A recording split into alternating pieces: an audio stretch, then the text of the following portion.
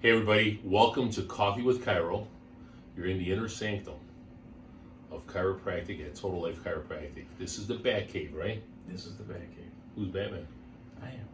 I'm Robin. Yes, you are. Really? I'm a bird? Yes, you are. Anyways, okay, so welcome anyways. Blackbird. And what we want to go over with you today is something called heart rate variability. What is that, Dr. Rick? That is how your heart actually deals with the stress around you. So it's a test that we do, okay? And if we could take it a step further back, you go to a chiropractor, you get whacked, you get cracked, as they say, whack them, crack them, push down the high spots, you get out, you got crunched, and everything's great. That's not what we do. We're very specific, right?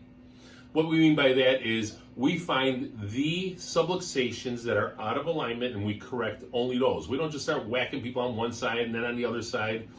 So it's a very specific approach towards correcting and improving the function of the nervous system. So how do we know if you're getting better or not? Just standing up off the table saying I feel better is not good enough.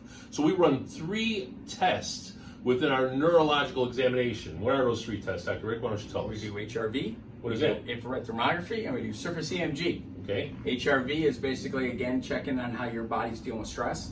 Second one is actually testing, the infrared thermography is testing how well your brain is communicating with your organs. Third one's going to actually test on how well your brain is working with your muscles.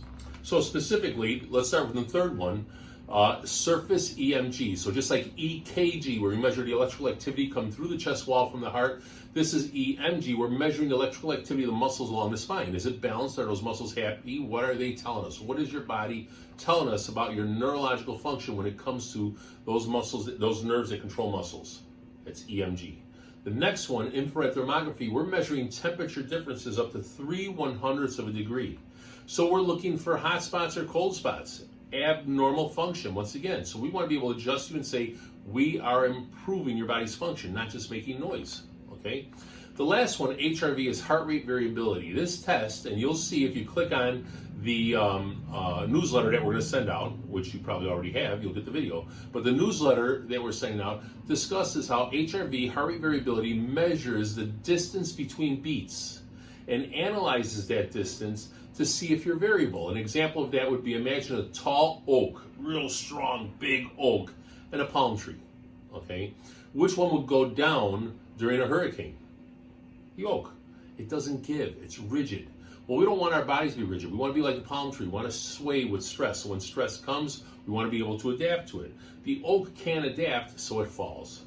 So this is a measurement of how well your body adapts to your stressful environment, whatever stress that is, whether it's chemical, physical, or emotional.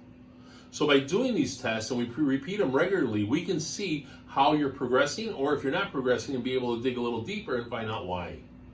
So how have our HRV tests, heart rate variability, how have you noticed any patterns with them over the past year and a half or so? They've actually gotten worse just due to what's going on in the environment today. People are a little more fearful. They're a little more concerned about what's going on around them. Mask, no mask, COVID, no COVID, shots, no shots.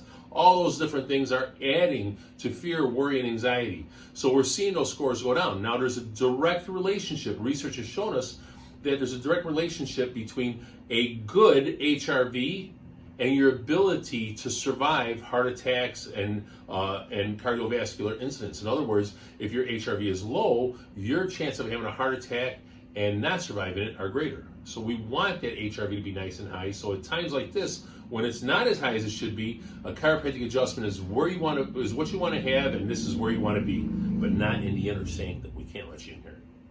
Have a fantastic day. We didn't do coffee with Cairo. We didn't do the coffee thing. It's the inner sanctum. High fives with Cairo, man. Have a good one. See ya.